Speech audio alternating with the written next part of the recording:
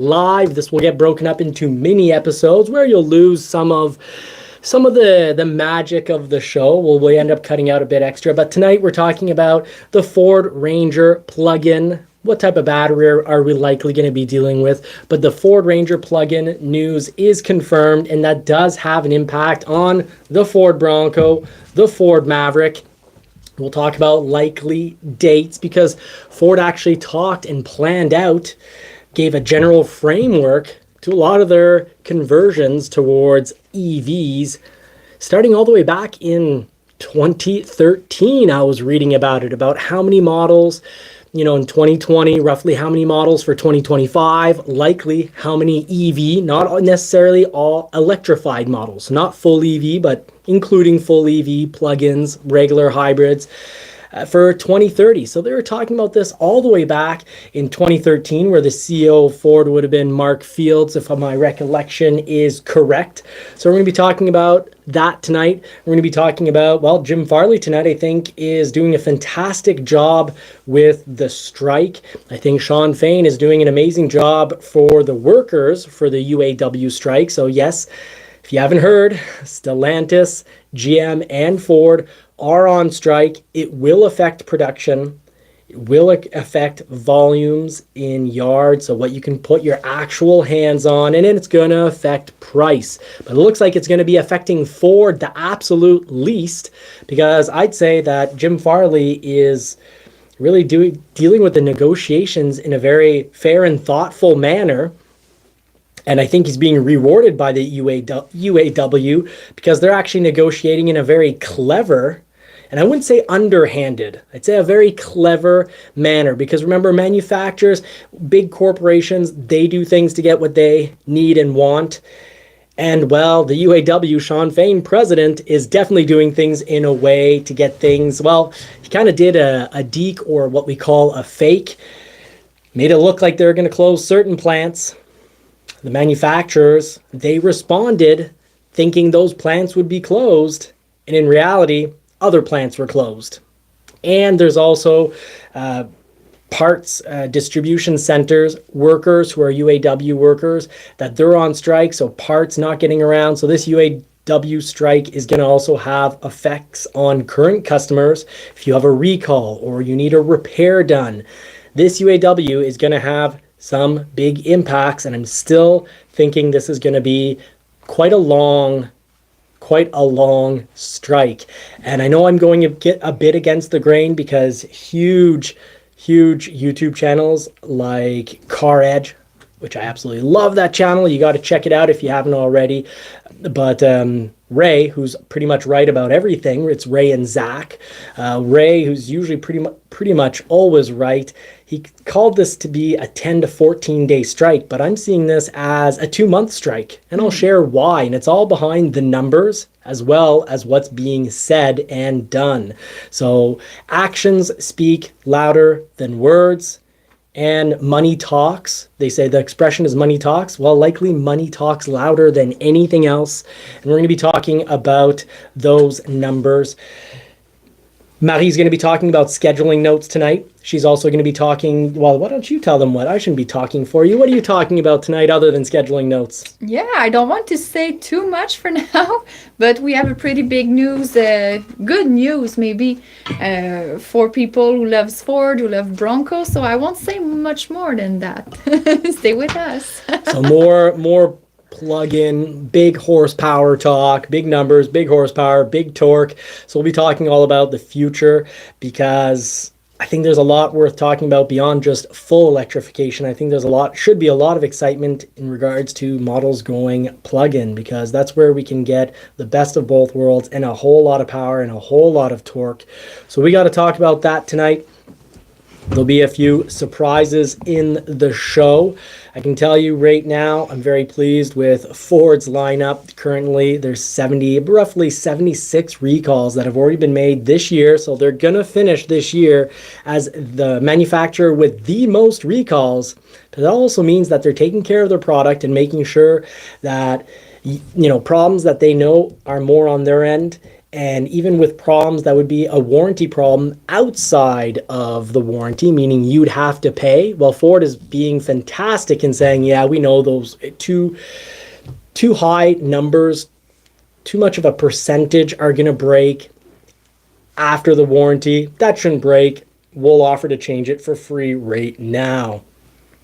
So I think that's great, but we've got a great lineup at Ford these days, and it's going to be getting better. And over at GM, well, they're going pretty hard on electrification, so we'll talk about that.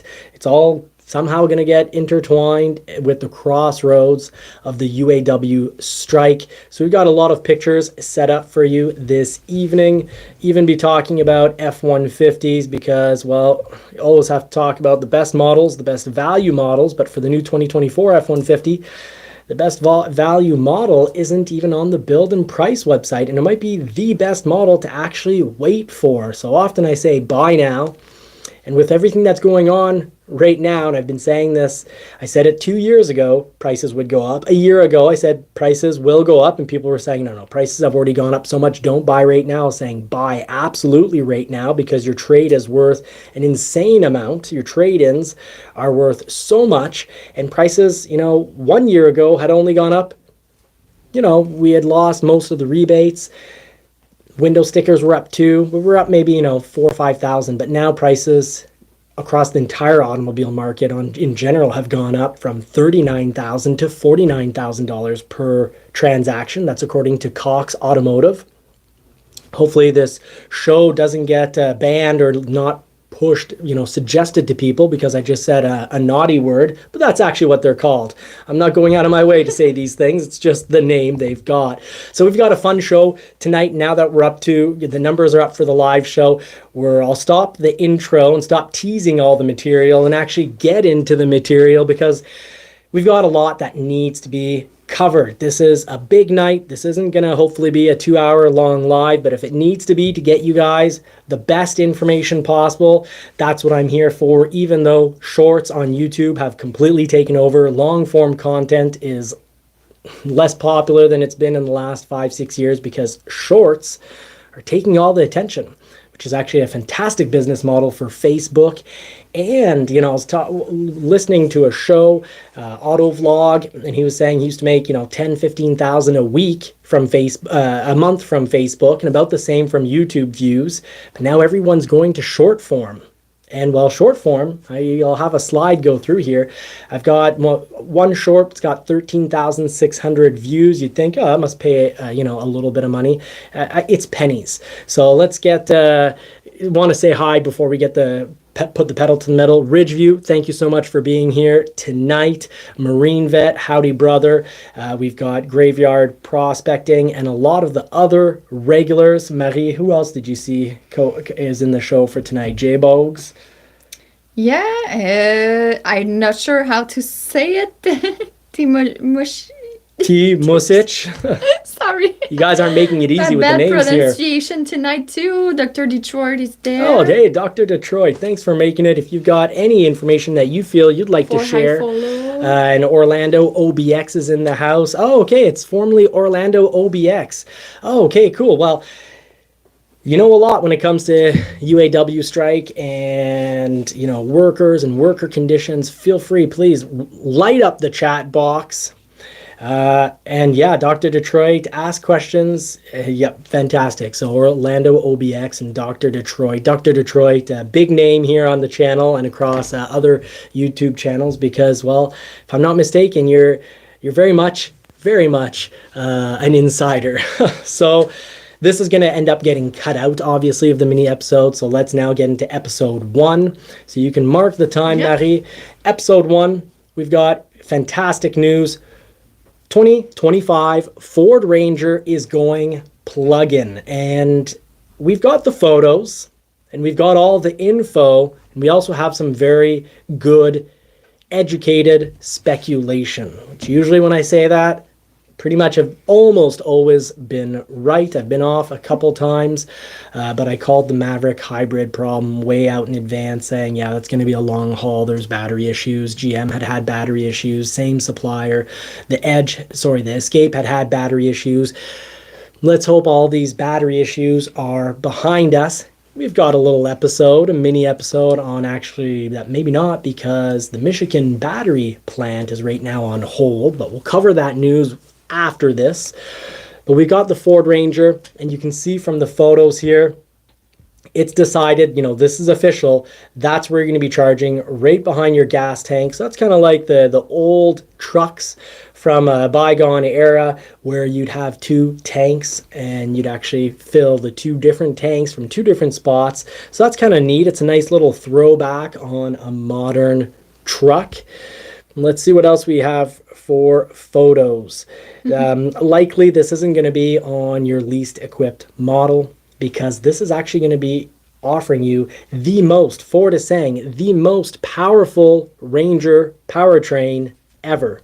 And obviously the most powerful powertrain in the lineup now. And when they say that, that means more power than the Ford Ranger Raptor, which is what I ordered, and hopefully I'll get it early enough that I can still take it. Might end up passing a customer in front of me, which if that does happen, we're only going to get one for the year. If that does happen, that we pass a buyer who ordered a couple months after me, if we do pass that person ahead of me, well then this will be very much old news. The Ranger Raptor will be very much old news by then who knows, depending on price, because I do expect this to come in costing less than the Ranger Raptor, but having more power. And the more power is guaranteed. It's been said by Ford. So let's go check out that article right here.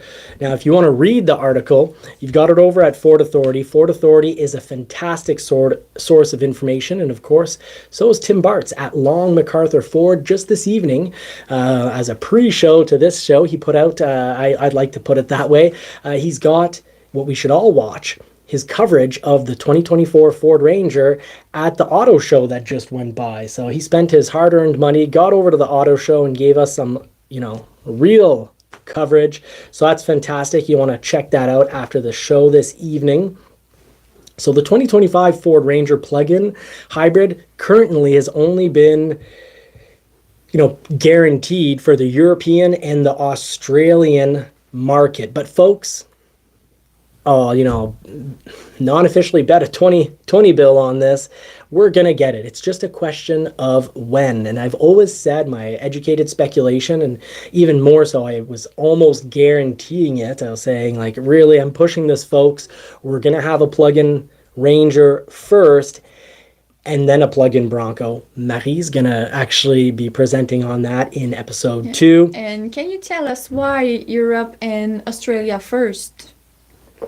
Well, that's very much a great question. It's a high level insider question. Really, only the high ups at Ford can answer that. But I can tell you right now, it wouldn't be good timing, because the Ranger Bronco factory is on strike. That factory in Michigan, Bronco Ranger, it's not moving. The other Ranger factory, if I recall correctly, is in South Africa, if I'm not mistaken, and they're making vehicles for Australia and Europe. So that factory must already be, closer to being set up. And I also think because it makes sense to bring the plug-in to the Ranger first. There's so much more excitement for the Bronco, and the Bronco has, at least in North America here, it would seem like almost an endless supply of potential customers.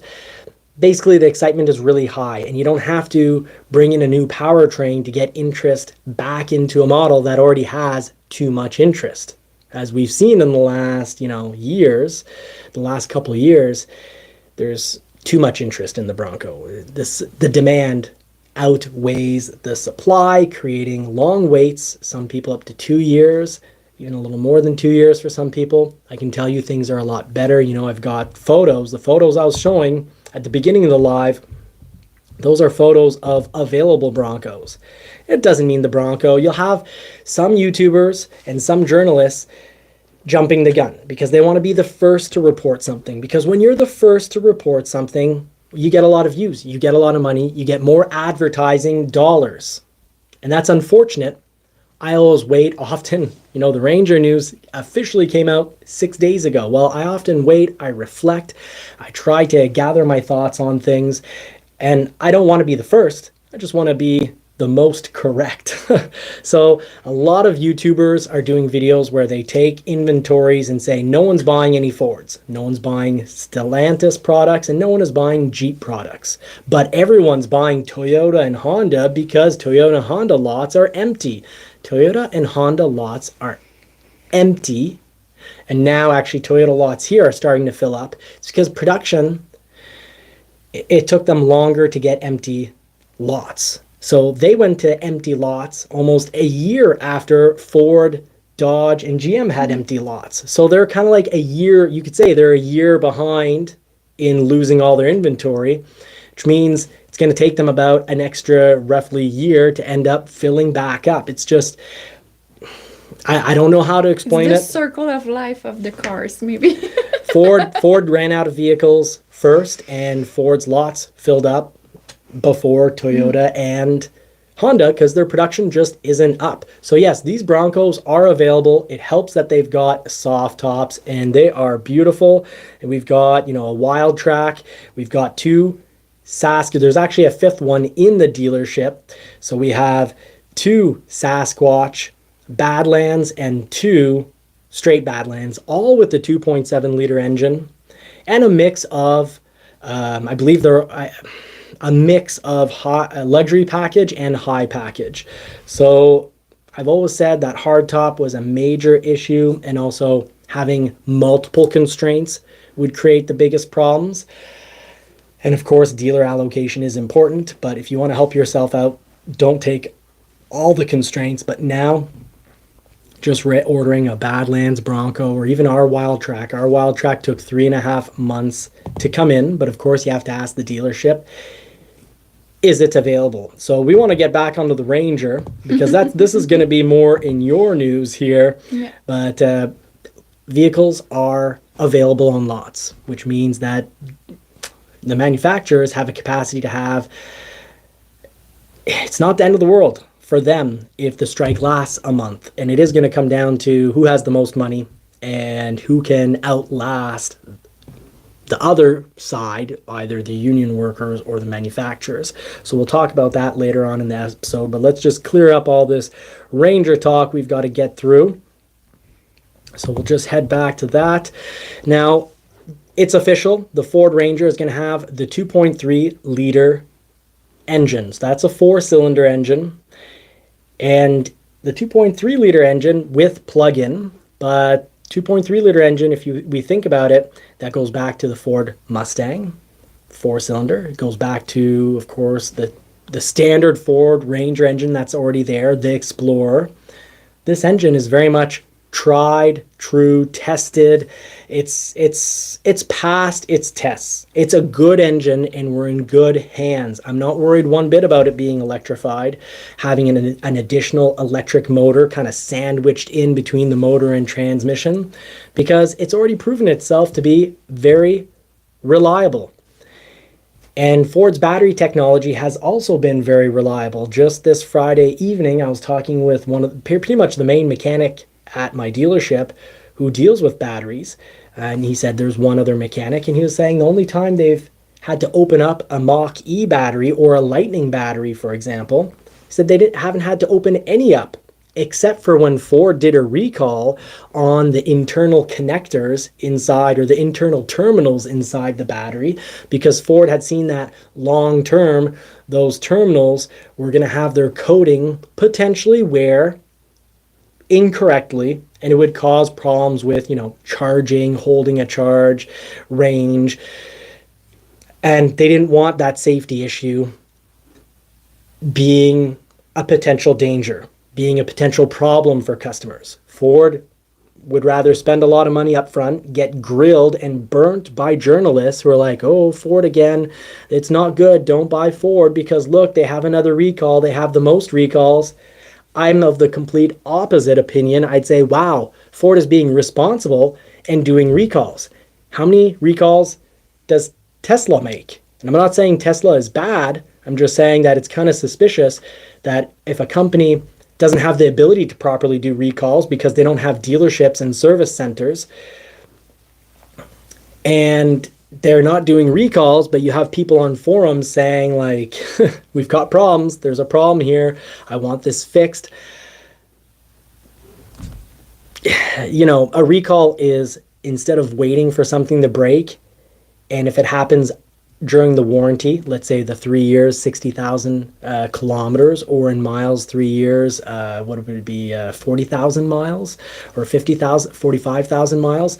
If it doesn't happen during the warranty period, well, then the manufacturer doesn't pay because they say it's not our fault. It didn't break during warranty.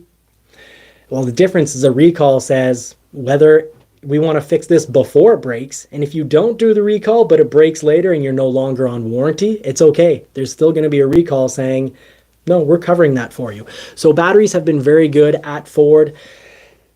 We haven't had any issues other than when Ford did a recall, and it was a very responsible recall on their part. Costs a lot of money, but always so much better than putting the onus and the blame, you could say, on the customer and saying, oh, well, you know, you must have accelerated too hard with your batteries. You must have left them too low of a charge, or you must have always been topping them off, which you're not supposed to do. The vehicle slept outside too often. Your climate's too cold. You know, there's a lot of ways that you could put a malfunctioning battery on the fault of the client, or say, just claim it with your insurance because it caught fire. No, Ford was like, we don't want to avoid any trouble. We're going to pay. We're doing the recall. We're going to give you a better experience. So I don't know why journalists, well, I know exactly why journalists will pick on that kind of stuff, because they need a headline that's going to make them money. This channel doesn't make very much money, but we say the real deal here. And if you want the real deal, you just got to hit the thumbs up so the word gets out. Subscribe. And if you haven't already done it, hit the bell notification. So this Ranger is going to have a 2.3 liter. I'm telling you, it's a fantastic setup. It's going to have towing at 7,716 pounds of max towing. So what's fantastic is you're going to be able to still tow just as much. You're going to have a whole lot more torque. No official numbers yet that Ford has given, but they said it's going to be the most powerful one. So we're in business here. And you've got 28 miles of electric only driving range. So I can tell you, you look at the weight of an Escape with a 14.4 kilowatt battery, and it can do 61 kilometers. So that's about, about 45 miles. Here you've got 28 miles, but on a heavier vehicle that's less aerodynamic.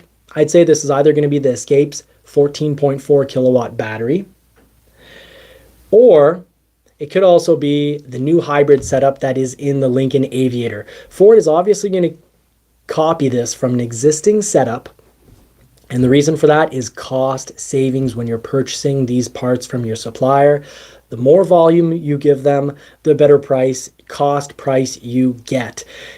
Either way, we can probably expect this to add about 100 pound-feet of torque and anywhere from 50 to 80 horsepower. Minimum condition, even if they really toned it down, we're going to get at least 35 horsepower. So the Ranger plug-in, I can educated speculation here, but almost guarantee that we're going to bust the 300 horsepower. I'd say we're probably going to end up with about 330 to 360 horsepower. And for pound-feet of torque, we can probably expect around 415 pound-feet of torque or more, because Ford, the big head at Ford, said that it's going to be the most powerful engine. So we can expect, and you know, battery and an electric motor, what is it, a 100 kilowatt motor that's likely going to be put to this, we can expect 110 pound-feet of torque. And it needs to be in order to compete with other products, you know, Jeep products, because who knows, Jeep's 4xe from the Wrangler, they could throw that into a lot of different vehicles.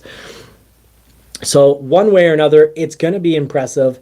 It's going to come here. It's going to have plugs in the box. So you're going to likely be able to have at least 2,400 watts of power coming from the box. You can see from the plug here, that's not a fast charger. So right off, we know it's not going to be a huge battery, for example, like on the Mach-E or the Lightning. It's going to be a battery like on the upcoming Explorer plug-in, an Aviator plug-in, or like on the current Escape. So we're looking at 13.6 kilowatts or 14.4 kilowatts, but the 28 miles of range is just perfect for getting to work, getting home, and when you need to do a long trip, then you can have you can force it into all electric mode, and except for when it's unbelievably hot or extremely cold. I've never had on my climate with plugins here, and we have some pretty hot summers, I've never had an issue with it being too hot to run in all electric mode. But Fusion plugins, for example, Escape plugins, I have been in situations where it's too cold to run in all electric mode, but I was still able to get about 3.5 liters per 100 kilometers, which means, just to give you an idea, to do 60 miles with today's gas prices at, let's say, $2 a liter, so $8 a gallon. So not everyone's at $8 a gallon, but we're going to get there in not much time, likely, based on what's going on in the world. But what's 3.5 times 2? $7. So you'd be looking at about $7 to do 60 miles. So really good news to help fight and combat the expensive cost of living, which is one of the main points that the UAW is fighting for. So that covers our Ranger news. Now, did you want to add a little to this Ranger news? No, I guess you did all well. Good. Let's cover just the quote from Ford. I think it's important to always have quotes to back what we're saying. So here's a quote directly from Hans Schepp, who is the general manager for Ford Pro Europe, said the Ranger plug-in hybrid will help customers step forward into an electrified future with more confidence and capability than ever before, while keeping Ranger at the forefront of innovation and leadership in the mid-size pickup truck segment. He also went on to say, our customers want electrified vehicles that deliver strong performance and affordable cost of ownership without compromising what they love about their truck.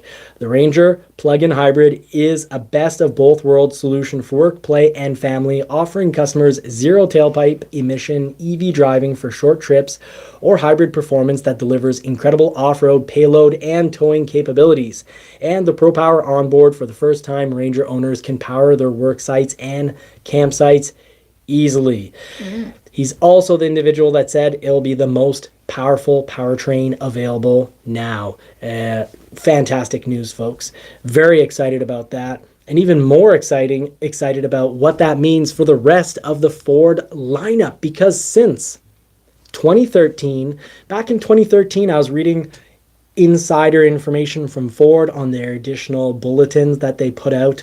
Almost nobody reads them, but they're talking about 26 electrified models. That means it could be hybrid, it could be plug-in. Well, hybrid, plug-in, and EV, full EVs together. They're talking about 26 models. For, I believe back then they were talking about 2020, then there was more for 2025. So we'll have a nice big push for 2025 that's been in the works and the plan since 2013. Then they also talked about another huge amount of electrified vehicles coming in for 2030. So there's going to be progression now until 25, but there'll be a heck of a lot more progression in the numbers of electrified vehicles from 2025 to 2030. That's insider news that's been reaffirmed since 2013, but goes back all the way to 2013. So folks, this is going to happen. They're going to bring this to the market. It's just we're a year behind when it comes to the Ranger. So I'd expect this probably for spring or summer 2026. So I'm going to hand it off to you now. Yes, because the news about the Bronco, for sure, we saw the Ranger having an hybrid. What's the possibility with the Bronco? Sorry, I have trouble with my voice tonight. So everybody's hoping to see that on the Bronco too, because it's a model that people love so much at Ford. And at the same time, Jeep Wrangler already had a hybrid. And it's been a few years, so they already said that the refresh model at Jeep will be in 2024. So they are already there. For the Bronco, we don't see an hybrid yet, but hopes are here. because they reveal that they will have an hybrid with the Ranger. Uh, these two models, like you said just before, shared the same assembly plant, the Michigan one. And at the same time, they shared the Ford T6 platform too. So it's pretty possible that they use the same kind of hybrid. The platform, which is a fully boxed in frame, so fantastic for off-roading, fantastic for heavy loads, high stress situations, so insane off-roading, improper payloads and heavy payloads in really bad situations where you've got flexing over off-road terrain. The T6 platform is a huge winner when it comes to that, because what it really is it's like, picture a ladder. And a ladder. So two beams, two big thick beams, and all the subframes, all of them, pass right through and are welded on each side. So it's a fully boxed in frame. It's the strongest setup. It's the type of setup you normally have for, 3500 or Super Duty vehicles. So it's the heavy work, and in this case, heavy play platform. And we have to remember, competition is huge for manufacturers, because when Jeep comes out with a new model, well, of course, it takes some attention and excitement away from Bronco. And Jeep just came out. Jeep just recently announced their full 2024 lineup, the style, the powertrains. And let's face it, Ford took a lot of customers away from Jeep. You even have a slide for that from a testimonial, we could say. And at the same time, Jeep is now going to try and take Bronco customers away from Ford. So it's all about trying to stay current and relevant and, continuously bringing excitement. But you can't do that every single month. So, you have the excitement when the new model comes out, and then you've got the mid-model refresh, and then you've got the other model coming out. Usually models last 5 to 8 years. Well, a powertrain can definitely help. We had some changes for 2024, good changes, but a powertrain, and, if it comes to the Ranger first in 2026 for our market, the North American market, I think we can expect this guy back here to probably get it for 2027, which would help be a bit of a refresh before the full refresh, which is likely happening for 2030, if I'm not mistaken. And of course, these things can change, because we're going way into the future here. Yeah, and in fact, the Ranger is not sold in the US yet, because in the article for the authority for the Bronco, they said Europe and Australia are the hotspot for the plug-in. So that's why they developed there first, and it will come to us soon. But it could also, they could also utilize the same powertrain that they had in the Explorer, which is offered in a plug-in version in Europe, but not in the US. So it could be that one too that they said. So conclusion, Ford Authority knows that many people are waiting for the Bronco hybrid, and they need to take care of the competitor, Jeep Wrangler hybrid. Absolutely. So the Bronco will be perfect in an hybrid version. Absolutely.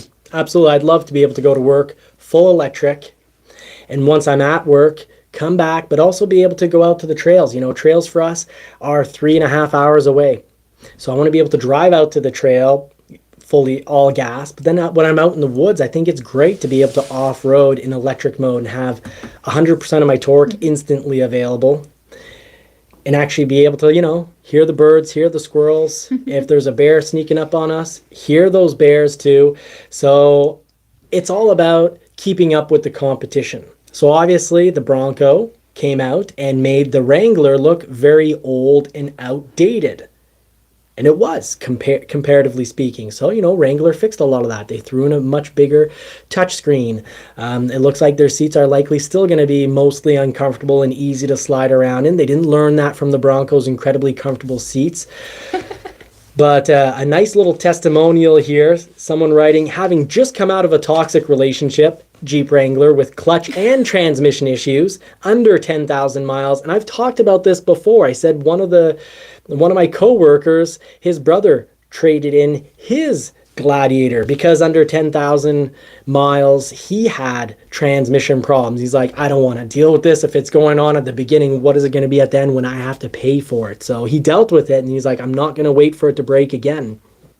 So he says, I traded my Willys in for my first ever Bronco. With that being said, I realized that the vast majority of people only come online to discuss issues they're having with their Bronco. But not going to lie, I'm a bit gun shy these days about new cars and problems. Could we maybe get a roll call of all of you folks rolling around in your new rides without issues? It sure would do a lot for his psyche. So I want to do a lot for his psyche here, because I'm all about, don't be fooled. I've got a section on it almost every live. So I'd say don't be fooled. Just because there's, forums that are forums to be Bronco problems. That's a forum where you're only going to find Bronco problems. Well, a lot of forums are kind of like that. People often don't go say, hey, you know what today, Marie? I'm loving my Bronco so much, I think I need to go post about it in 5 different forums. No, you're probably going to do it when you're upset and distraught. So I'm going to say here, I'm going to put this individual's psyche to ease. We've had 3 Broncos, and they've all been absolutely fantastic. Were they perfect? No. Did they all have little things that's like, oh, they could have done this different, they could have done that different? Yes, absolutely. But that's true of every vehicle. The Porsche 911 we have, and yes, it's 23 years old, but it's very low miles. It has all sorts of different squeaks and quirks. Every vehicle has their quirks. Vehicles are kind of like people. They're not perfect. You'll always find little things, especially if you're picky. But overall, we've just had a fantastic Bronco experience, to the point where I was like, that Porsche cost 1/4 of the Bronco, the Porsche 911. And the Porsche 911 gets as much attention as the Bronco. I'm like, what if I buy a second Porsche 911? And Marie was like, no, because she knows that then I'll be like, oh, well, money's tight and I could end up, she worries there'd be a risk that the Bronco would get sold. But buy a second Bronco. That's the answer. Yeah, level. Here, what would you say between the Porsche 911, and even we have on order, and I have a $5,000 deposit on who knows what year, because I've already waited about a year and a half for a Porsche 911, what I thought would be a 2025. But that's 165,000 Canadian before taxes. And a Mustang GT, the new model, is 75 Canadian with the performance pack and convertible. And the sound is so great. The Mustang GT sounds a lot better, and I was just behind a Corvette today, a brand new Corvette, and you know what? The Mustang GT, the new one, sounds a lot better than everything. The Corvette doesn't sound nearly as good. A new Corvette doesn't sound nearly as good as the new 2024 Ford Mustang GT. So if you're to rate it, even though it's only $20,000 compared to our Bronco, which is an $83,000 Bronco, where would you rate it with your hands? Bronco being your left hand here. You said Bronco and the other one, sorry, I was reading the comments. If you, let's say instead you buy an old Porsche for, a quarter of the price. Okay, so you're speaking about your 2 cars that you have right now? Yeah. You like the Bronco? Bronco! Yeah, a lot more. So, there we go. And it was an easy one. You said the other day you'd rather spend and have 2.5 Mustang or almost 3 Mustang GTs for the price of a Porsche 911. Because to get a Porsche 911 of the same speed, it'll never have the same sound, but for the same speed. So you could have the best world. You could have a Bronco and a Mustang for the same price as a Porsche. So there we go. We just wanted to cover that. Get a little side. Marine vet said, "Oh no, not a Porsche rant." Yeah. And we had a great question.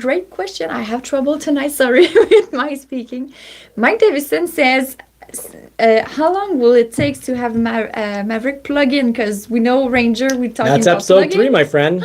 Spot on. Yeah. Great question. Thanks for keeping us on track, folks. We need this community because, well, we share information. We keep each other real. We fact check each other in a polite and courteous manner because we're all here to learn. So, new Ford hybrid engine could work on Maverick, Bronco, the Maverick, and the Bronco Sport. But this is sort of in line with what I've been saying for a very long time. I've said that I was pretty much guaranteeing that there'd be a 2.3 liter plug-in Ranger. And I said then after, it'll likely come to the Maverick. Ford authorities reporting on this in a very good way. So we're going to talk about that. But I've been on this train from day one. I said, we'll almost certainly get an all-wheel drive Maverick, non-plug-in first. And I can tell you, 2025, expect some really positive stuff. But I'm pretty positive here we're going to get an all-wheel drive hybrid plug-in, an all-wheel drive hybrid Maverick, non-plug-in in 2025. And in this case, it's probably going to be with the whole new model refreshed that we'll get a plug-in actually making into the Maverick. So that would put us, so the first Maverick is a 2022, correct? Not mistake. Time goes by. There's so many models. So we've got the 2022 Maverick, and then we can expect for a full refresh, it's 5 to 8 years. So I don't have the official date yet. And if anyone thinks they have the official date, or if there's been some really solid rumors on an exact year for the Maverick, please go ahead and share. But I'd say it's going to be 2027 or 2028. I expect it sooner than that of the Bronco. And if so, probably a plug-in when they re-announce that with the new model, or maybe 1 year later, just to bring up excitement. And it'll depend. If Maverick sales start to slow, we'll probably get the plug-in sooner. But with 2025 being the mid-model refresh for the Maverick, so that's year 3, well, maybe it's going to be the 5th or the 6th year. So we're basically looking at a new Maverick for 2028-ish. And that's probably when we're getting the 2.3 liter plug-in going into the Maverick then. So all that we've said in regards to, and it's going to be, again, have so much potential to have a lot of power, even if they tune it down so it doesn't have quite as much power as the Ranger. Well, we can expect right around, low 300 horsepower and high 300, near almost 400 pound-feet of torque, or a little more even than 400 pound-feet of torque, because the potential will certainly be there. So that's fantastic news. And also in the news, also mentioning that the Ford Edge is going to be getting, the Edge and the Lincoln Nautilus made in China. Here in Canada, in the Oakville assembly plant, we're losing production of those vehicles, but we're going to be gaining EV production. So the full EV Explorer, the full EV Lincoln Aviator. So that's fantastic news.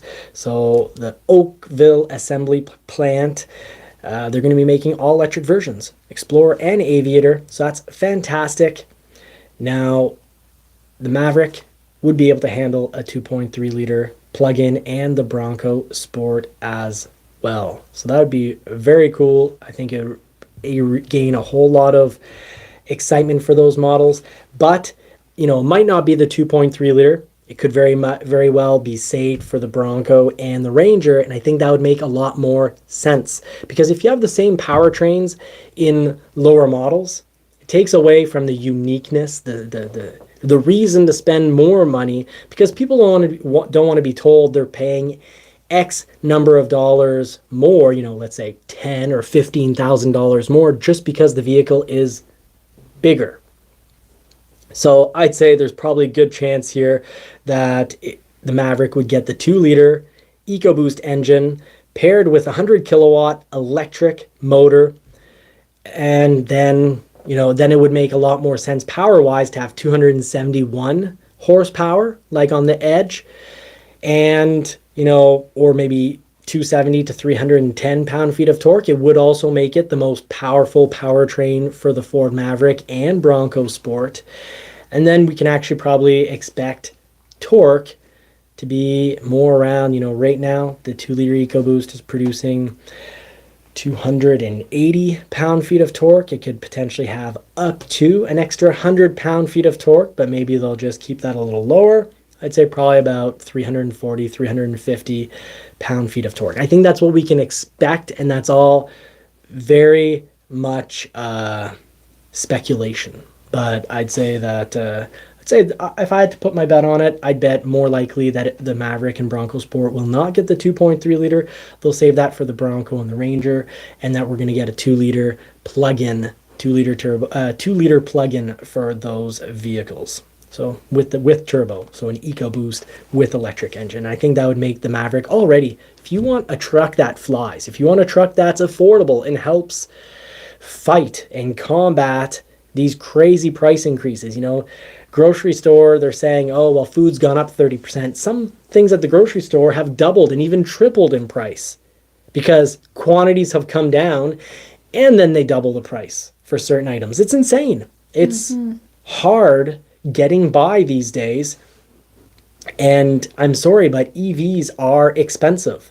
And this whole forced EV push, if ever we're forced, if countries and manufacturers are forced to only sell for the new vehicles, only sell new vehicles that are all electric, for now, that would very much completely push the middle class out of buying vehicles.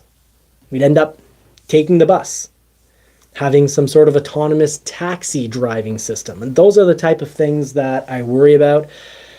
I think an all 100% electric push could be very dangerous and very boring and unfortunate for us, but also dangerous and unnecessary because when have we ever been very responsible with disposal of mass marketed products? I don't think that we'll do a very good job in disposing of these batteries. You can just think, fully electric vehicles have huge batteries, and it would be one battery would destroy acres and acres of land. And if it gets into the water system, it would be potentially an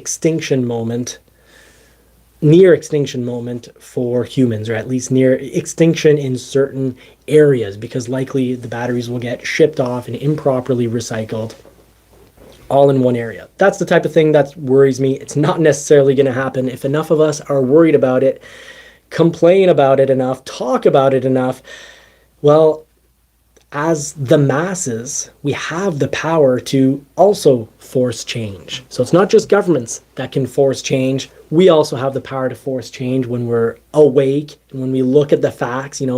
If there's coal plants making electricity and we're being forced electric vehicles that a grid can't handle, we can say, hey, hold up. No, we're not gonna let that fly.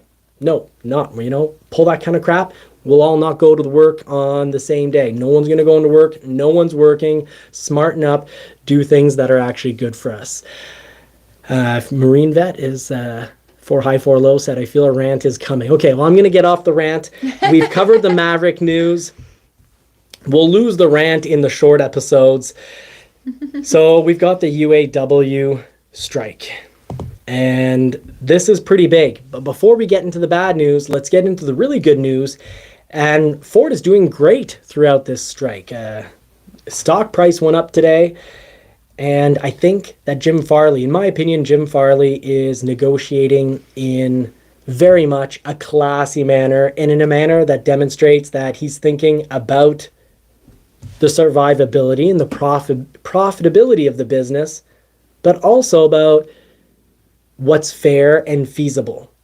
And, he's not just forgetting the little guy. He's not forgetting the middle class. So Canadian Ford workers actually ratified a new agreement with Ford.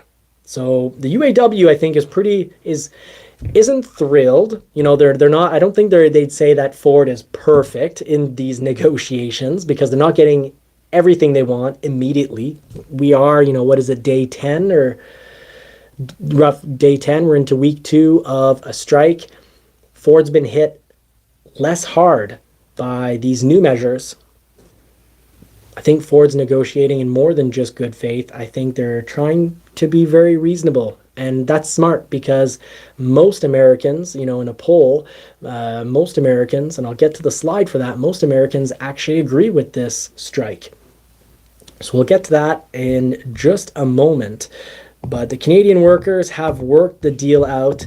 Actually, let's try to get to that slide.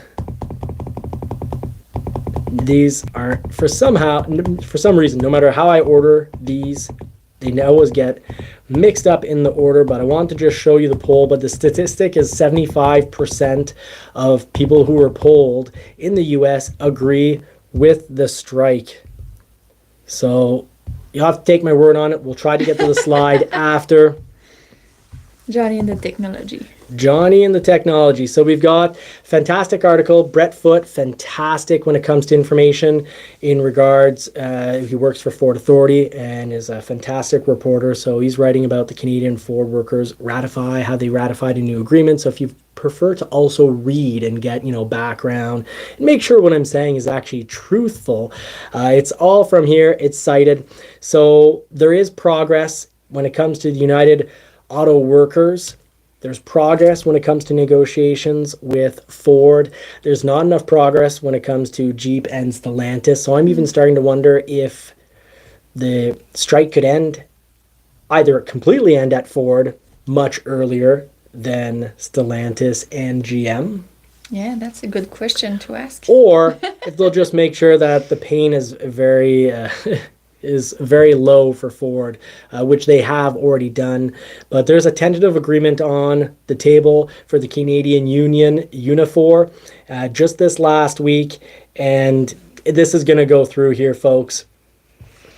So what's going on here? So 54% of the 5,600 total Unifor members voted in favor of a new 3-year contract, which contains a large array of benefits for those workers, including a 15% increase in general wages over the life of the agreement. So over 3 years, they're getting 15%. So 5% per year. And Brett Foote from Ford Authority went on to say that there's a $10,000 ratification bonus for full-time permanent employees and $4,000 for temporary employees.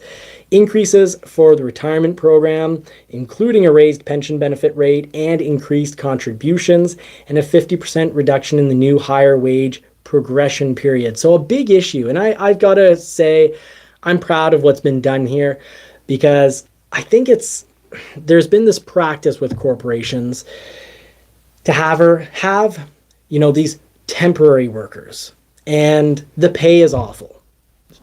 It's, you can have, let's say, at the United Auto Workers over in the US, you have a lot of non-permanent, you could say full benefit employees working crazy hours, but for $17 to $19 an hour.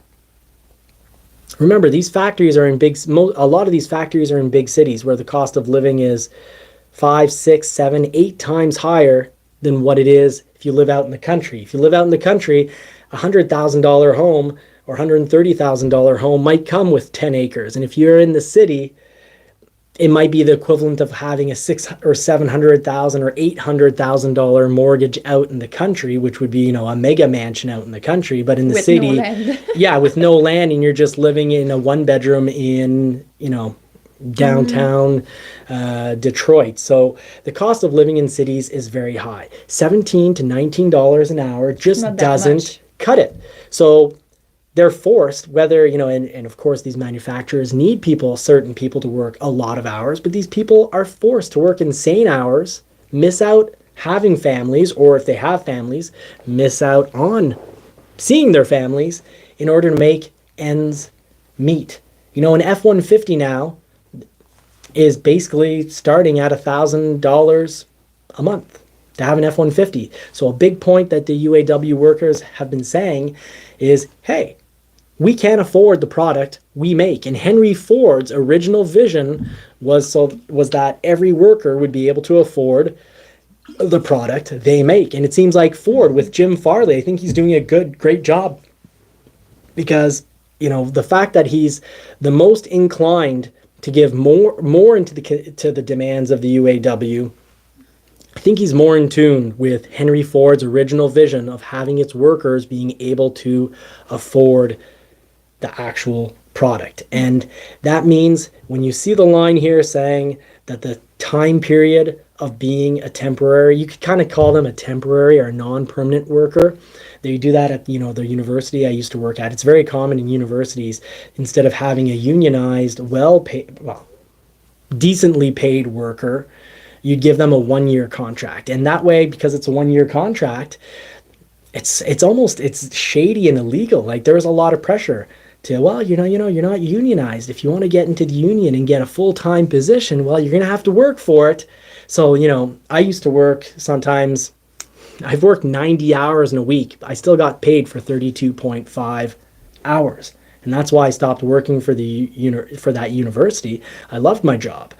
I was helping to make a difference, helping shape minds and, shape people who are going to bring us into the future, hopefully.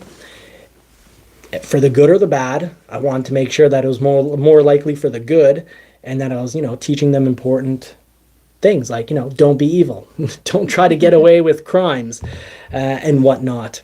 But here, I have an interesting comment from For High For Low. He said the cost of the higher wage gets passed on the consumers, so vehicles Yes. are already ridiculously priced. So if they It is raise a big them, concern. can we expect a raise on the pricing of the cars? Absolutely, Ouch. because we can't expect corporations to say, last year in 2022, GM made $10 billion of profit. $10 billion of profit. And unfortunately, we can't expect them to just be happy with $1 billion of profit. And in manufacturers did a lot of, buyback of stock options. They had a lot of money. They spent money on things that, they spent a lot of money. They invested heavily into EV. They did stock buyback options. And still, they made billions of dollars. But that's not always going to be around. A lot of money has to go towards EV. And there's a channel, I think it's called Charge EV, I was watching. And they're, kind of saying that the CEO of GM is doing almost seems like they're implying that the CEO is doing kind of a horrible job because they're just going all in on EVs. Right now, with current laws and future laws coming into play, you have to go all EV, all in on EVs. Otherwise, you're going to get pushed out. You're going to be pushed out because you're going to go bankrupt, either paying fines to the government because your fleet average mile per gallon isn't high enough, or you're going to go bankrupt because you're going to give all your money buying carbon taxes, paying Tesla for carbon taxes, saying, "Oh, Tesla, we didn't make it this year. We're our overall CO2 use, our miles per gallon on our overall fleet, all the models we sell, based on volumes." So high volume sellers like trucks really cause problems for these averages because trucks they're not you going for 50 miles per gallon in your truck. You're getting anywhere from 20 to 30 miles per gallon, let's say, in your truck. So, or, based on the window stickers. So when their miles per gallon on their trucks, and that being their main volume sales, well, your overall fleet average isn't that great. So what do? You have two options: give money to the government, or go, "Hey, Tesla, we didn't make it this year. We don't want to have to pay billions in fines. So here's $3 billion for carbon tax credits." And that's a problem made by politicians. That's a politically driven problem, and it makes Tesla have fake profits, being able to lower the price of their vehicles, making it even harder for everyone else to compete. So if other manufacturers beyond Tesla, beyond all electric companies, if they don't play a whole lot of catch up real quick, they're going to lose out all their money because they're going to be slowly paying for their own death. They're going to be paying towards their own death. They're going to be giving their competitor money, and that means there's less money to get into the EV game. So the EV game is a forced game by politicians, and you either get on or you close up shop. And it's just a question of, would it cause GM, if GM had zero electric vehicles? And same thing with Stellantis. Are they going bankrupt by 2030? Or is it going to be 2028, or is it going to be 2033? The one thing that's guaranteed is, based on current laws, they will go bankrupt. They'll end up giving all their money away to their competitor. So that's a major issue. Also, 5% pay increase per year. So I really want to point out with these contract and negotiations, some people get really upset because they're like, how could the UAW not take the 20% that was offered? They were offered 20% price increases. How could they not take that? Well, remember folks, it's over 4 years. And over 4 years, that means your increase is 5%. And if inflation is at 5% overall for those 4 years, well, your 20%, your salary didn't actually go up. It didn't go up at all. You didn't get a raise. You just matched inflation. And we all know food, houses, the cost of living, the price of essentially staying alive and staying sheltered has gone up by a lot more than 5% in the last years. So the UAW is just trying to play catch up. So we're going to be talking about that now. The challenge for manufacturers is they have to spend a ton of money for EVs. But they also, GM made $10 billion. So is there room to give workers, the middle class, a pay increase? Yes, absolutely. Will they still survive with a pay increase? Yes, absolutely. The question is, how much of a pay increase?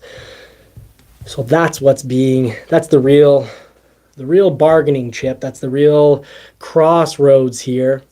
Big manufacturers, CEOs want to give as little as possible because their pay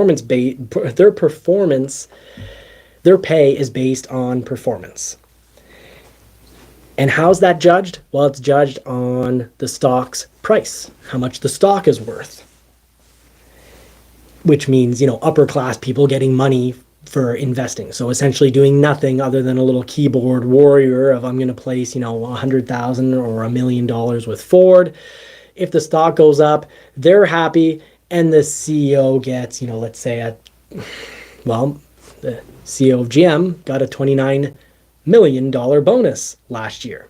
And it makes it really hard to cry wolf and say, look, we can't afford to give the workers more than 20% of a pay increase when she received a 40% pay increase. But that's based on stock value. Now, if they give everything to the workers, two things are going to happen. One, it's going to be harder to be more competitive and have leftover money for your stockholders for EV development, which is forced and necessary because of carbon taxes. And it also means that you would think that pay at the end of the year is going to go down because if the company's not as profitable, stock prices either don't go up as much or don't go up at all. And if you're the head of that company, as a CEO, you're paid based on performance. So less money. So this really, unfortunately, does break down a bit of a class war. So that's what's going on. Now, volume is still high.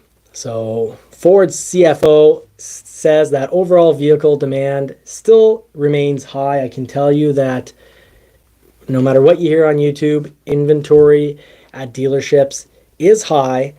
And can, let's say in F-150s or 1500s, this strike could last 2 months and then there wouldn't be any F-150s left over. So I'd say the capacity for manufacturers to have a strike go on is about 2 months.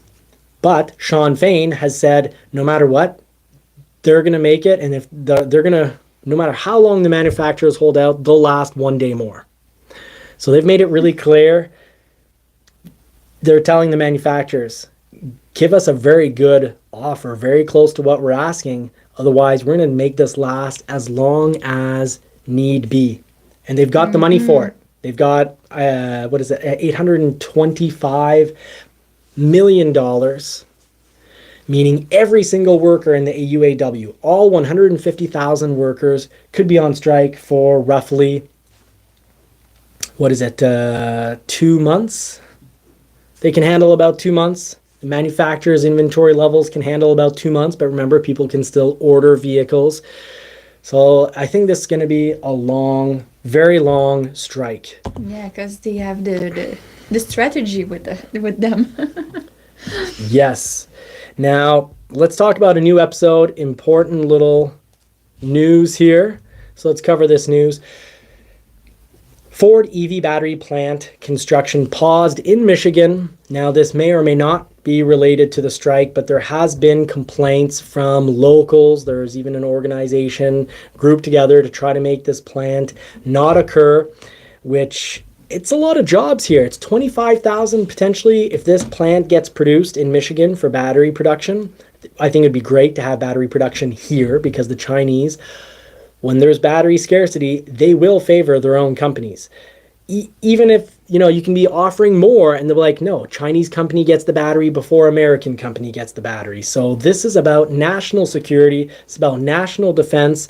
We need batteries made here. So the Ford Blue Oval Battery Park in Michigan, that was announced back in February, is right now, it was slated to make lithium iron phosphate batteries in 2025, which I think is fantastic. A lot of my predictions for when we'll get plug-in vehicles have been based on this type of information, saying we'll get a lot of incredible new models for 2025.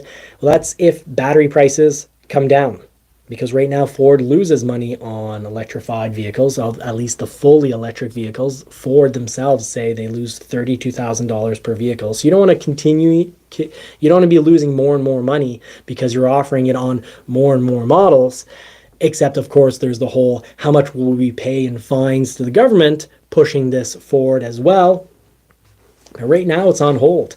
There's been issues with, there's people have been worried that CATL, C-A-T-L, which is the Contemporary Amperex Technology Company, it's a Chinese company, working with Ford, while there's been worries about security issues in regards to that. But this is a $3.5 billion plant, was supposed to employ, hopefully still will, 2,500 people, and it'd be a 35 gigawatt hour per year of new battery capacity for FOMOCO in the US. However, slated to be built in Marshall, Michigan, and, well, local residents, local politicians having issues with this, the federal government scrutinizing it and, questioning, is everything going to be secure and safe? Because yes, this is in conjunction with a Chinese company, but it's 2,500 jobs. So I really hope this goes through. I hope the stalling has more to do with maybe the union and it being a bargaining chip, and that these jobs still come. I think local jobs are incredibly important for the economy. I never understand when people write things like, I hope, one of the all big three go bankrupt. And it's like, why so much hate? It's like being one of these individuals who's so far gone down the socialist tunnel that they think that we'll all be fine even if there aren't any jobs around. No, we won't all be fine if there aren't jobs around. If we want to have a safe, it's not just about quality of living. When people become poor, they also become desperate. If your family, if you've got the choice between doing a horrific act, a criminal act, a violent criminal act, but it's to, have money so that your family can have medication and survive, most people will do something pretty horrible so that a loved one can survive. You need a good economy to have a safe economy. And if you don't, then you can spend a lot of money on policing and hoping, but, you can't have a police. That won't solve the problem because you can never have enough police to keep everyone safe. You need to have people with good jobs. So another point where I can understand the UAW saying, we need to have more full-time unionized workers so that there's not this huge, massive grouping of individuals working crazy hours. And even if they aren't working crazy hours, $17 to $19 an hour is no longer a living wage. You can't live on that. Not in these cities. Out in the country, it's a different it's different, but food is becoming more and more expensive. And unless you take the time to grow it all yourself, which I tried to do this year, but then all the neighbors sprayed pesticides on their lawns all around and that fumes over. So I ended up, anyways. And the deer eat half of your garden. And it's illegal for me to eat the deer. Gone, so no more garden for you. Yep, so no more garden. So let's go and check out the UAW, a little more UAW strike information. try to get this technology under control. So just on a side note, if you want a Bronco or a Maverick, look around. But if you don't find one, order one up. Make sure when you do order one up, you get a signed contract. You get a signed build sheet. And not just your signature, the dealer's signature, so that they're signing purchase or lease agreement, so that they're signing based on interest rate and price. These Broncos are really worth it. You can just see how big they are when you're comparing them with a a Ford Mustang parked beside and a Mustang Mach-E on the other end. And they're even big machines when parked, height and width-wise. They even look big beside an F-150. Yeah, and I love how they put them in the color.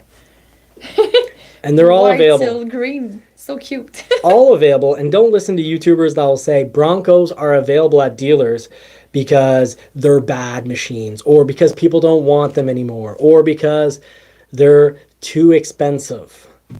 They are, everything's expensive now. It's not that these aren't selling. It's just a lot of the people, at least in my area, who wanted a Bronco, got a Bronco. Mm-hmm. And we still have allotments. So these come in, they're available all at MSRP. The interest rate's still a little high on these models because they're still, you could say, relatively rare. An F-150, there's a lot of F-150s available. So Ford is offering rebates and really good interest rates. But yes, if the strike lasts a really long time and inventories get low, I could definitely see those rebates disappearing, or the interest rate going up. So, wow, more higher than that. Ouch. So I'd say if I had the choice between buying a new vehicle now or buying a new vehicle in 2 months. 3 months, Now. I'd say now is much better than in 3 months. That would be my tip of the day, because I think it will save you thousands of dollars in a combination of loss rebate compared to this month and next month, as well as interest rates going higher. Mm-hmm. All right, so we've got the UAW Precise News. Again, Brett Foote, Ford Authority, completely working it and doing a fantastic job, because all the information that he's covered is precise and accurate. So what do we've got here? Ford owns facilities far less affected by the new strike measures, because guess what? We're going to have major issues when it comes to getting parts. If you've got a recall coming up on your vehicle or a repair, this could be really tricky, because the UAW workers working at the parts centers, parts distribution centers, they're on strike. So good luck getting your parts. This is definitely going to affect buyers. This is I'd say it's a good for the UAW. It's a really good bargaining chip, because Ford doesn't want upset customers, and neither does Stellantis, and neither does GM. And if you've got a broken vehicle sitting at a vehicle, that's on the top of the list of things that could really upset people. So the UAW has actually pointed out, so through Twitter, I won't call it Twitter, X, what they're asking for. So they gave up a lot of concessions back in 2009, and they're asking for those essentially concessions back. So they want the reinstated COLA, so it's basically an adjusted cost of living percentage. They want that adjusted cost of living back. So when cost of living goes up, that means their salaries go up. So they want that. That was suspended back in 2009, and they willingly gave that up because they wanted the company to survive. They wanted to continue having a place to work. They helped out. And now that the manufacturers are making billions of dollars, well, of course, they gave stuff up to help the companies survive. Now they're thriving. They want that shared with them. The CEO's salary went up by 40% at GM. They want some of that. They want some of this back. And of course, the CEOs are thinking about the EV investments, all the money that needs to go there. They're thinking about the stock value because they're one of the major parts of their job is to make sure the stock goes up in value so that people who've invested in the companies and aren't actually doing any work, that they get their returns. So that's, you've got the, at GM, you've got the estimated 0% wage protection over the life of the agreement. So GM is just saying no. Stellantis is saying pretty much no. Okay, so that's Easy like that. easy like that. And that's why they're having to pay up more. So it's going to cost them more because they're going to get hit with plant closures far more so than Ford, because Ford is, they're coming back. Ford has come back with giving in more. Well, and we don't want to say giving in because it's not about winners or losers. I think it really needs, the focus of all this we need to forget ideology, and let's not try to make this about a socialist versus capitalist battle. Can we just focus on what number works so that these companies can survive and make some profit, a reasonable amount of profit, and that the workers get what they need to have lives, so that it's not just about, paying rent or a roof and food, that you can actually take your family on vacation. Remember, these workers, if you go back far enough, it wasn't that long ago that only one person in a couple had to work, and you could have 5 or 6 kids and 2 vehicles and a cottage off one worker's salary. And now both people work and it's hard to get by. So, I think we often forget, we see 40% as the main, 2 major points that the UAW is asking for, I think rubs certain people the wrong way. And they remember, hey, they're asking for a 40% wage increase. Well, that's 40% over 4 years. So that's 10%. Remember how much inflation has gone up. Not that far off from 10%, and the cost of living has exploded. And it's over 4 years, so it's actually 10% per year. So they want the cost of a living, they want that to be adjusted. So if the cost of living goes way up, they want to be able to, survive and maybe have a little bit of thrive in their life. Maybe take the family on vacation once per year and not have to work 60 hours to get by. So what else is being covered here? Let's see if I can get the next slide going. So Ford's job security proposal. So on the topic of job security, the proposal is they want the right to strike over plant closures, and Ford's down with that. So Ford said, yes, you can have this right to strike over plant closures in the event of an indefinite layoff. Income security for up to 2 years with healthcare applies to all employees with 90 days of service, including temporary workers. So Ford is saying basically, look, we value our temporary workers. They're important. This works for us. GM, rejected. So all completely rejected. Stellantis, completely rejected. This is the type of thing that makes me think, it's pretty easy to conclude that when the UAW has, I think it's at least $825 million. So every single worker could be on strike for a little, actually, it's almost 11 weeks. So it's more than a little more than 2 months, but they don't have every single employee striking. They've been very clever, very effective. They've looked at what factories will cause kind of the most amount of damage, you could say, the most amount of, bad PR for the manufacturer, the most amount of problems when it comes to production for even other factories. And Ford and GM have both had to lay off workers at other factories because they're like, look, if X factory isn't bringing us the parts, the stamped parts, we can't assemble a vehicle, so we're laying off people. And that means those people get laid off. That's not coming out of the UAW strike fund.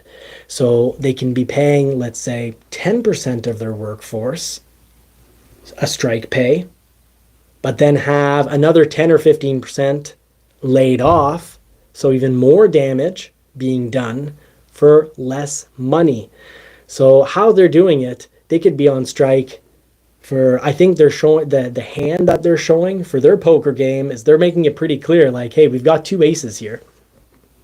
They can be on strike for an extremely long time if they're only going to have to pay 10, 15, 20. They've said they will amp things up. Sean Fain has said, if you don't, if you're not negotiating in good faith, if you're not giving us, a bit more here, if you're not making proposals that don't reject everything, guess what? We're going to close you down more. So they've closed down more assembly plants at Stellantis and GM. So we'll get to that in just a moment. Now, profit sharing. On the topic of profit sharing, Ford is down. They're okay. They've okayed the idea of having enhanced profit sharing. So this formula would result in a 13.3% increase for the average employee in payouts. And profit sharing would extend to temporary employees who have at least 90 days of employment, which is fantastic because traditionally in today's economy, temporary employees or part-time employees or non-full contract employees, so non-fully unionized workers, often do get pretty badly treated. So like we mentioned earlier, $17 and $19 an hour, whereas a unionized employee with the same, let's say 8 years of working for the company could be very well making $28 an hour. So that's a huge difference. Huge difference. GM rejected, Stellantis rejected. So So GM and Stellantis always share the same opinion for now. yeah, Ford also down with, for the temporary workers, immediate conversion of all temporary employees that have worked at least 90 days upon the ratification of this contract. So basically this would mean that Ford right now is saying, okay, the UAW has asked us that any worker that's been with the company for more than 90 days instantly becomes a full-time, unionized, a full-out employee. That means they'll get the benefits, they'll get the proper treatment, the proper protections, the proper pay. We're okay with that. GM rejected, Stellantis rejected. So the big conclusion from this is, I think Ford prices are going to be affected the least. I think they might go up a little, but not nearly as much. GM is in a much, right now from the looks of it, GM and Stellantis are heading for a very long strike. And I think Ford's going to get out of this. I'm not going to say unscathed, but comparatively unscathed to the other two. Now, last thing I just want to cover in regards to tiers. Ford is fine with the proposal that the Rawsonville components and Sterling Axle employees will now be on the same wage scale as assembly workers. So they're saying, look, we'll pay everyone fairly. We won't have certain areas that get a lower pay. So they've eliminated the entire idea of a wage tier system. So a worker is a worker. That way there's kind of like a base minimum everywhere. The proposal, so for GM, they're saying that the GMCH and CCA employees will now be on the same wage scale as assembly workers. And they've also eliminated the tier. So good, there's a little bit of progress, but not much from GM. And Stellantis is like, no, if you work for Mopar, you're going to get substandard pay. Too bad. So they're not willing to pay everyone evenly. So they see that they feel there's differences maybe from one assembly plant to another. They feel certain assembly plants deserve to get paid less than another assembly plant. I can tell you, Stellantis is going to be in a lot of trouble if they don't move on that one, because as workers, it's pretty easy to see that it doesn't make sense. How's that fair? Like, how can you justify that that's fair? The only justification from that is like, hey, if we can pay people less because they're in an area that's more impoverished, we're going to pay them less, even if they're doing the same job as someone that's, 1,000 miles away. That's not going to fly. Big problem there. Now, for the UAW strike, we could say this is UAW strike part 3, I guess. I just want a little commercial break here and mention that if you want to make money, if you can check out the mechanics on a vehicle, don't be afraid of poor aesthetics. This Porsche 911 that I bought looked horrible. The interior was torn up. It hadn't been, I don't think the interior had been washed in 5 years because it was like brown and just like, oh, it's just Dusty. filthy, caked on dust with dirt. So it was just like a brown interior.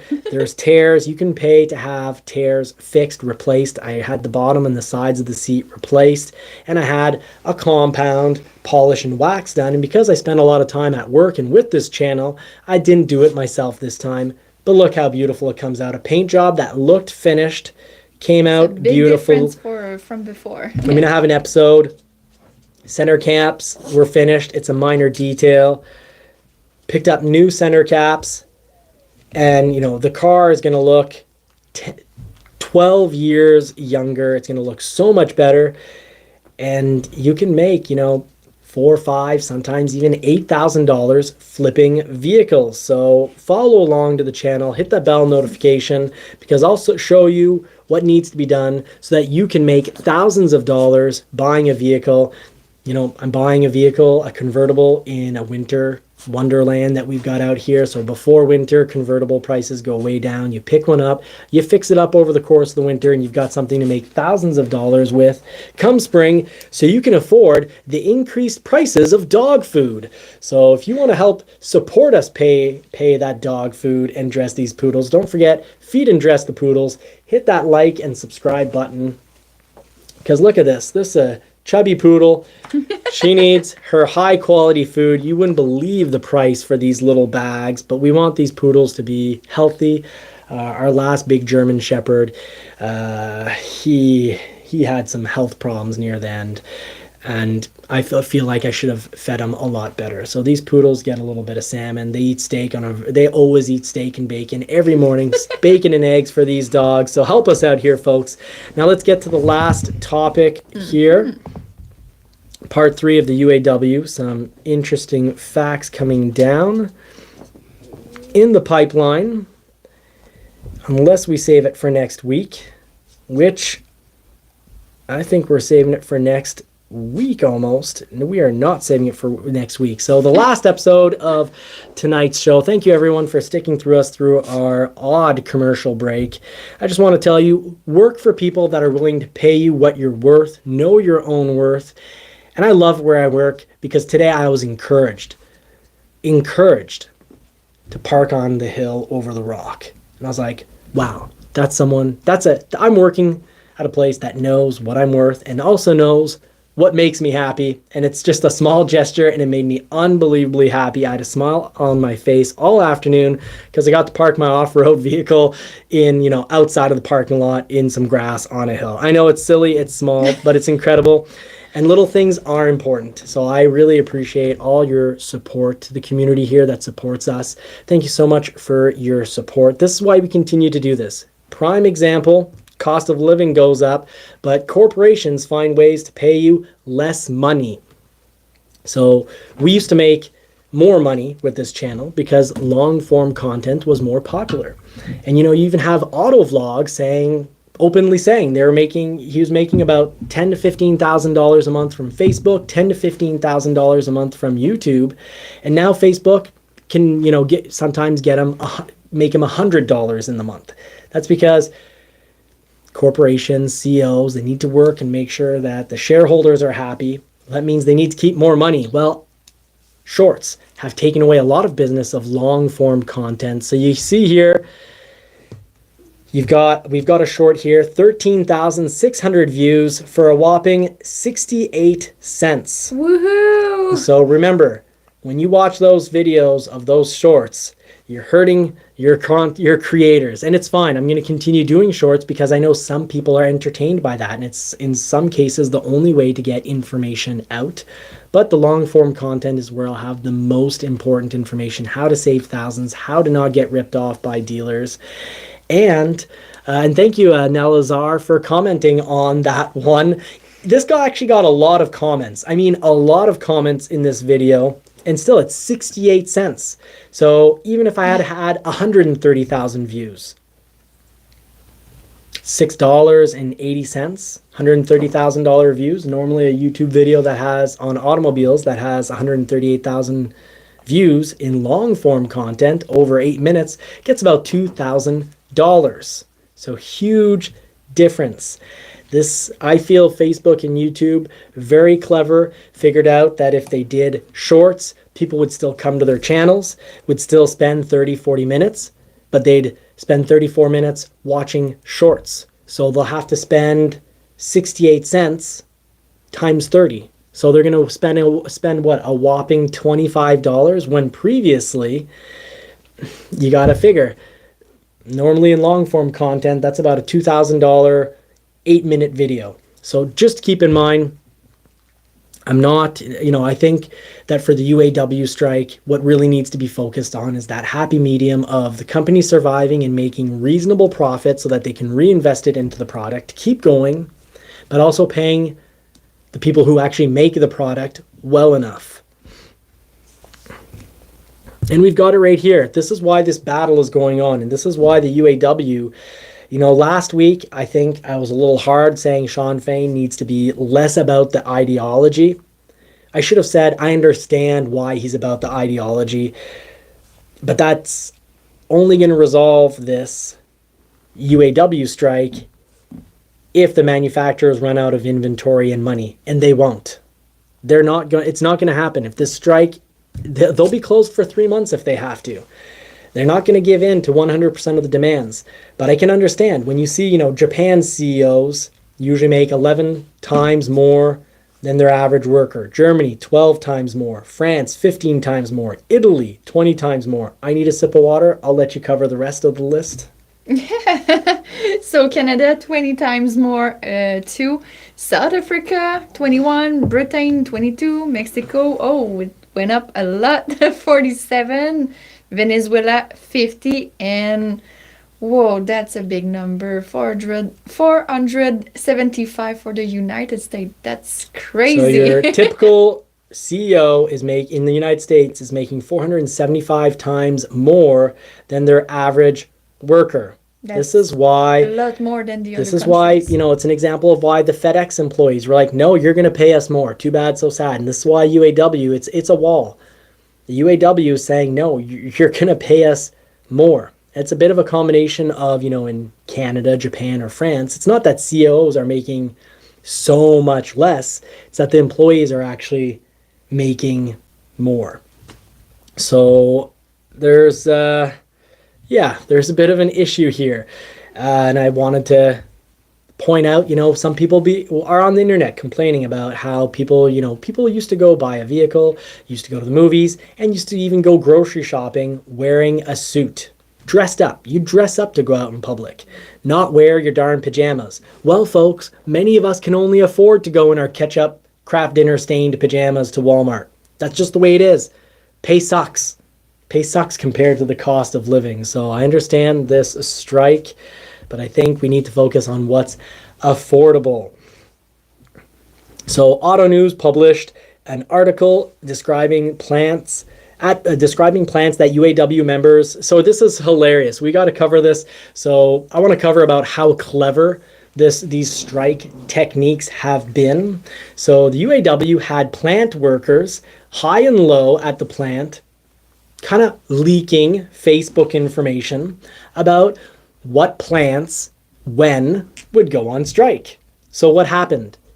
GM is denying that it affected anything because they think people don't listen to the real news, that no one has a source of real information. I think GM thinks that the normal middle class person can be easily fooled and abused because they've actually come out and said, well, there wasn't an effect, there was no impact. When the reality of it is both Stellantis has been honest about it and said, yeah, there is an impact from this, because Stellantis and GM both found out, from Facebook, apparently the UAW is going to close these plants over here. So let's take parts from these plants and bring them over here. And they brought the parts to the actual plants that ended up getting closed down. And there's other plants that it wasn't just parts. They were like, we're going to be closing down. So there's certain processes at the plant, such as dipping metallic parts. You can't leave a body in, their chemical treatment bath. If you do, the body's ruined. So they're like, okay, take them all out of the bath, we're going to be closing up shop. So they basically, they're not basically, they did. They prepped, they got ready for a plant closure. And it was all smoke and mirrors. They ended up closing the other plants. Chaos.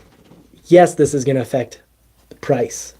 Yes, this is going to affect inventory volume. So if you're thinking December is going to be, if you listen to the general YouTube advice, which is generally always, it's true, generally, December is a good time to buy a vehicle. It's not going to be a good time to buy a vehicle this year. I'm definitely not seeing it that way for this year. So get your Christmas present early, folks, and save thousands.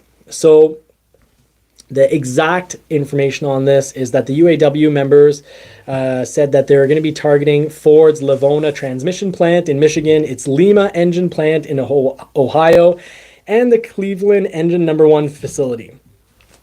The article claimed that Stellantis engine and transmission plants in Indiana and Michigan would also be closing, and that 3 GM plants across 3 states were also likely strike targets. Very comical. So if you want a full episode on just this, and it's like a long episode on just this, instead of like 7-8 minutes here, you'll get it for about 40 minutes. This is from TYT, so the Young Turks.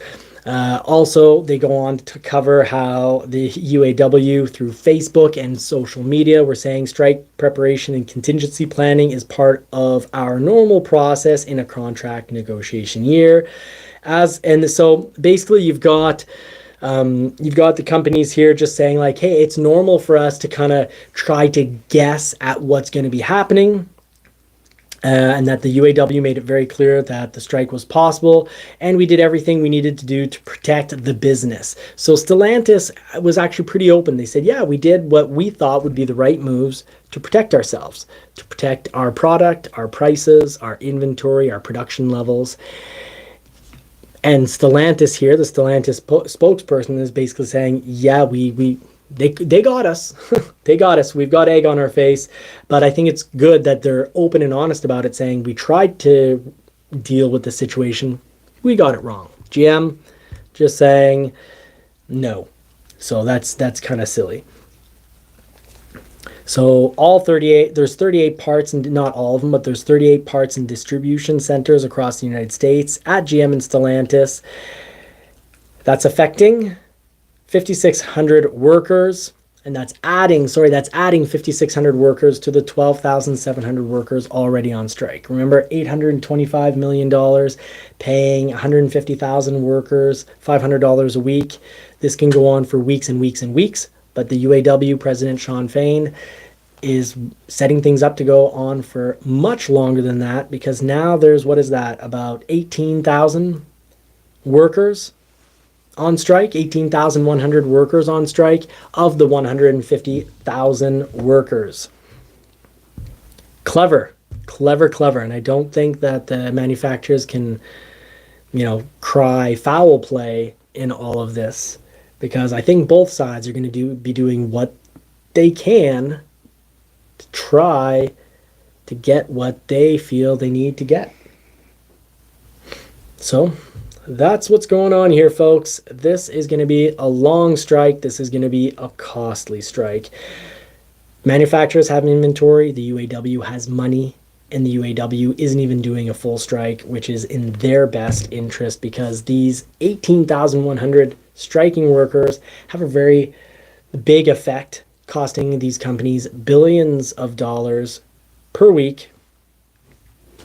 And that's just the way it's going to happen. And Biden is going to be joining the striking workers tomorrow. So this week, depending on when you're watching this, so I'll say this week, the week of the 25th to the 29th of September, Biden is going to be joining the striking workers. He's called himself the most pro-union president ever.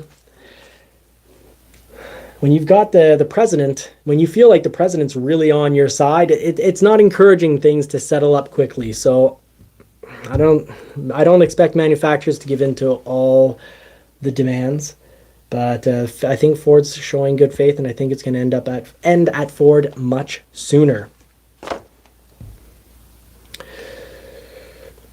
We'll see. A lot of this is due because of electric vehicles, because these companies would truly have a ton of money to give out to their workers.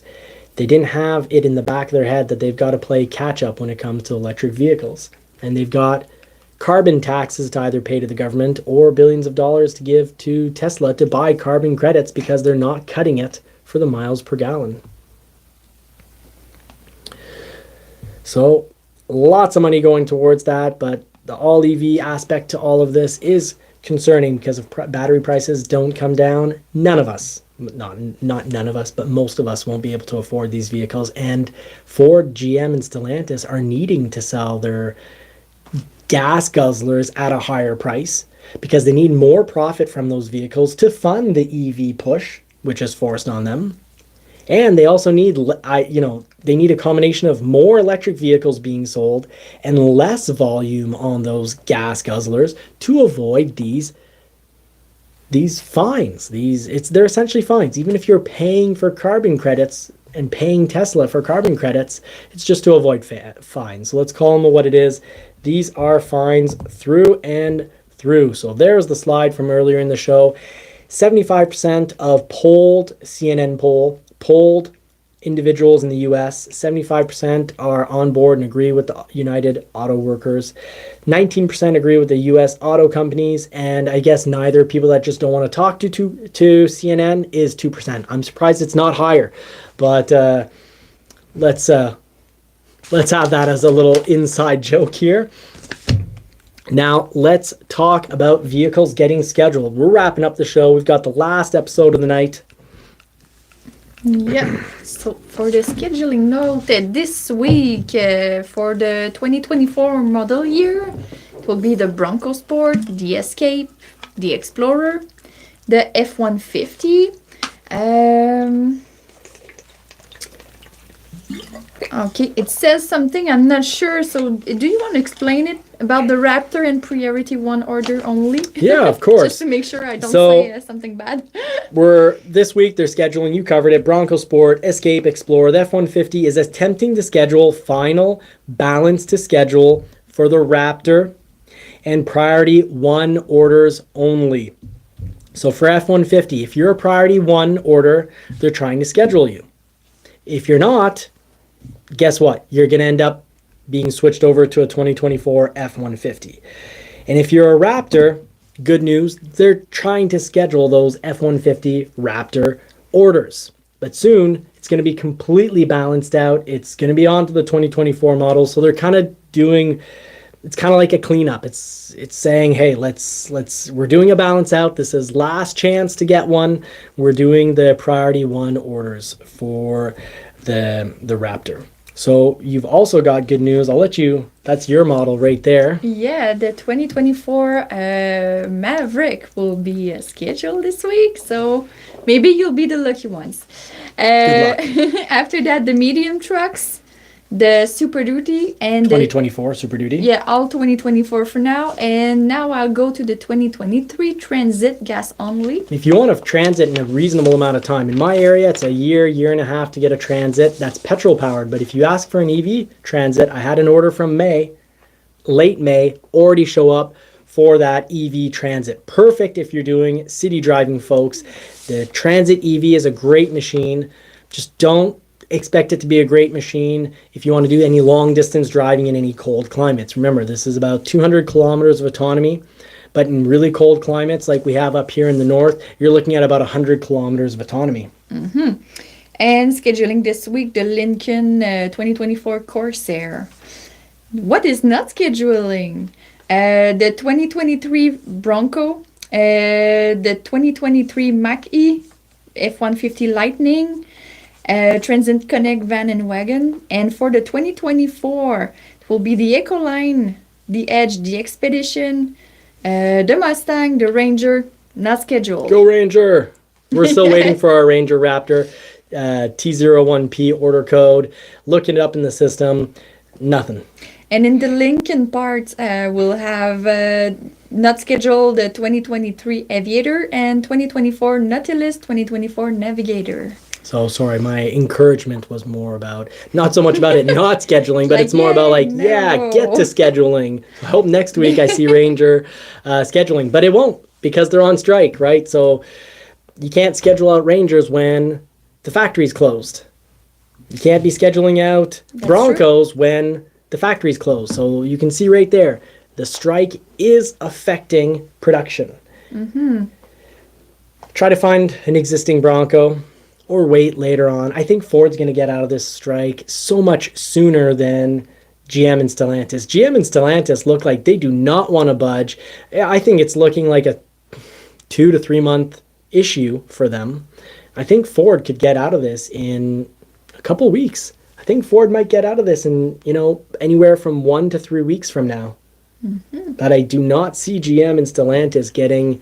They're not close to finish. They're at this point. I think it's pretty obvious that their rejection of proposals, instead of like coming back and saying, "Well, we'll give this," the fact that they're just on certain points completely not ready to play ball, and that when they're asked for 40 after a lot of like pre-negotiation before the actual strike.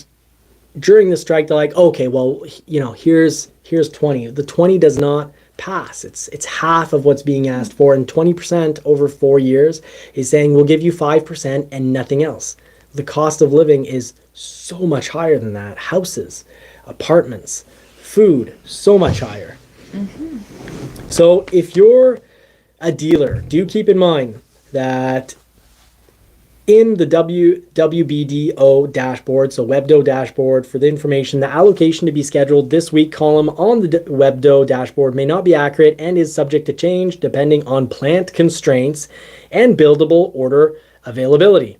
So they're saying like, hey, plants will be affected by this. It's just they plan on building Mavericks. Well, Mavericks probably won't be affected. They're out being built in Mexico. But the F-150, things could change. The Bronco Sport Mexico, the Escape, that could change. So they're saying just realize that there's a certain flexibility and understanding that needs to be done. But what dealers can do is look over your reviews, your orders, and try to have the things that Ford says are constrained or completely not buildable, take them off the list.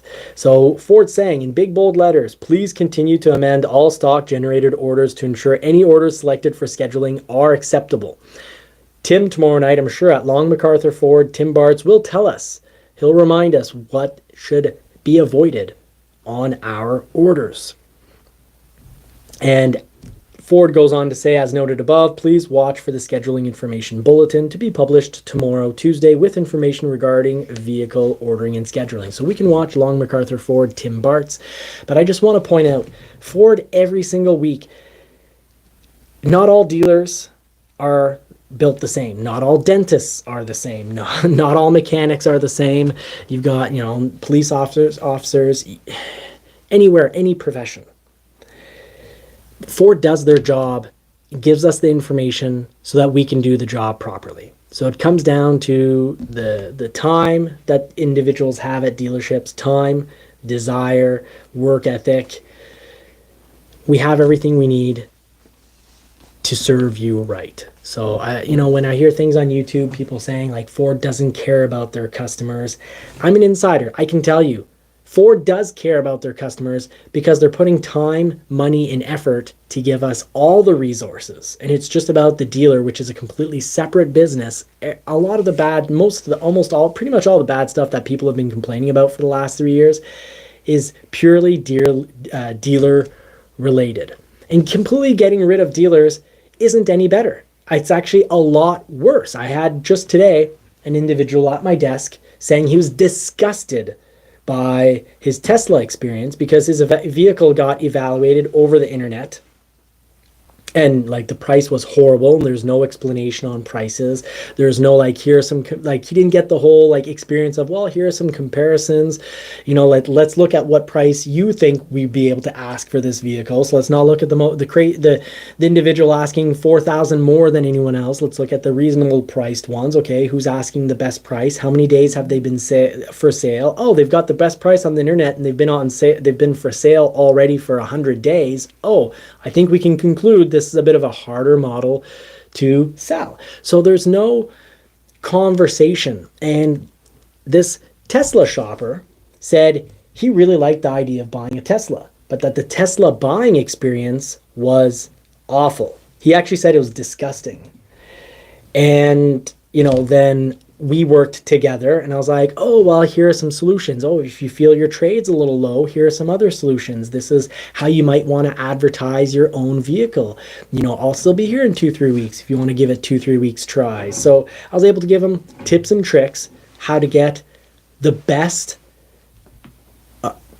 car purchase, the best trade-in, the best car purchase experience. We got to have a conversation. I got to actually give him information. He was blown away. He was asking questions, and he was getting answers backed by facts. And he's like, Tesla, you're just expected to be like, yeah, here's the value for your vehicle. What color are you picking? And he didn't like that experience. So I think that Jim Farley is spot on when he says that dealerships need to continue to exist. It's just the conversation needs to no longer be about price. We need set pricing, and it needs to be all about customer experience, answering the questions, giving the explanations, serving. It needs to all be about serving the client. Now, I missed what Tim Bartz said over here. Ford video guy, sorry. He was not able to post tonight, but he was listening and says great points. Well, that's very, very kind, and I encouraged people earlier in the show, and I'll say it again. Tim Bartz, Ford video guy, just put out, Long MacArthur Ford, just put out a video from the auto show covering the 2024 Ranger. Fantastic 5-minute video, and I have the pride to be able to say I was view number 1, because as soon as it popped up on my phone, even though I was prepping for the show tonight, I clicked it, I watched it, I gave it a like, and I put in the first comment. So this time I got it, folks. Now, if you want to help out Tim Bartz, please check out that video and help out our channel as well with a thumbs up. Drop a comment in once the show as a live is over. Drop your thoughts on the whole UAW strike. And we're here to listen and communicate with each other as a community, because no one's 100% right, no one's 100% wrong. It's just different viewpoints, different ways to view the same situation. And sometimes, often, we don't pretty much never have all the same information. So we're all looking at the world through a different perspective, a different lens. So let's remember, I love how we've got one viewer, I hope you've caught his comments in the past. He always says, it's free to be kind. And I really like that. It is free to be kind. We're all from different backgrounds. We have different perspectives, different information in the back of our minds. So let's just approach knowledge as a pursuit where we share information, and that, debates are about learning from each other. So thank you so much for watching. That's the show for tonight. Wish you all, well, no, I'll let you sign out. You didn't get to talk enough tonight. Wish you all more cars and more power. Have a good week. Thanks so much, everybody. Take care.